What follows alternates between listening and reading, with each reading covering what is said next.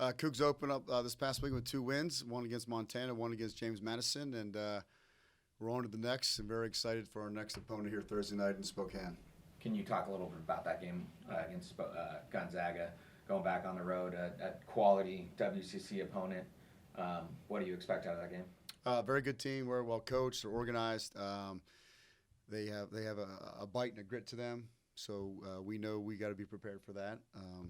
They've done well this season, and I think 2 wins and took Texas right down the wire. It'll always be a fight over there for sure. 2 teams that want to try to improve the resume, and we had one of our best practices of the year today again. So we're really excited about our opponent. And one of the things we stick to is we want to continue to be a threat in the Northwest with our non-conference regional opponents, and we've done that so far. So we have another great challenge ahead of us on Thursday night. Can you just talk a little bit about this past weekend? 12 goals scored. And you could argue not even the best soccer played by, or haven't hit the potential yet, but still 12 goals scored. You can just talk about what you see out of the team.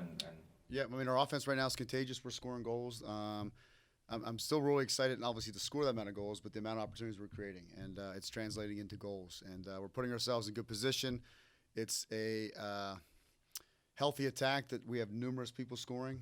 We're doing it from set pieces to run a play to transition, you name it. And everyone's had their part, and that's a good thing. So we're confident with that. We just got to continue to build on that and make sure that we continue to stay hungry and challenge them each day in practice to move forward. Well, you've had 9 different goal scorers score so far. Did you expect that coming into the season, or has that been a pleasant surprise so far? I think it's a surprise. I mean, do I think we had the potential to do it? Yes. We have enough people that can add up if they're in the right situation to make this happen. But, we got some young ones contributing. We got some veterans contributing. We got some transfers contributing. So to say the amount doesn't shock me, but it's probably from the ones that are and are being consistent with it. It's not just games. It's also in practice. Daryl, you have questions? I got a couple, Coach.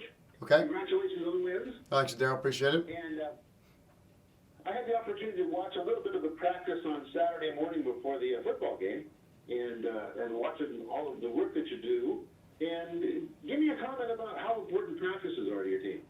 Well, practices are huge. I mean, that's Tuesdays for today sets the table for the weekend for us. I mean, if we're good Tuesday, hopefully it usually relates to being good over the weekend, and that happened again today.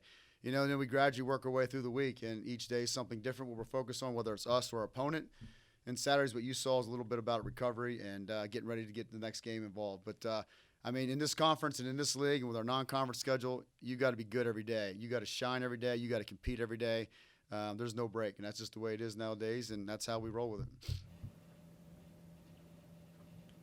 Well, what can you tell me about what do you look for in the next game? Are you focusing on any particular person or concept? No, I just think that's a great team with 2 good teams that are regionally located. They're in a great conference with a great team, and they're jump-started. It's going to be a good soccer game, and that's what I expect by both teams. They'll be ready, but we'll absolutely be ready too. Outside of that, it'll be a back-and-forth action, which it usually is. Okay, thank you, Coach. Yeah, no problem. Last question. Just I know you only really focus on your own team, but the Pac-12 has had some pretty good success here in the first 2 weeks. Maybe better than the conference has ever been.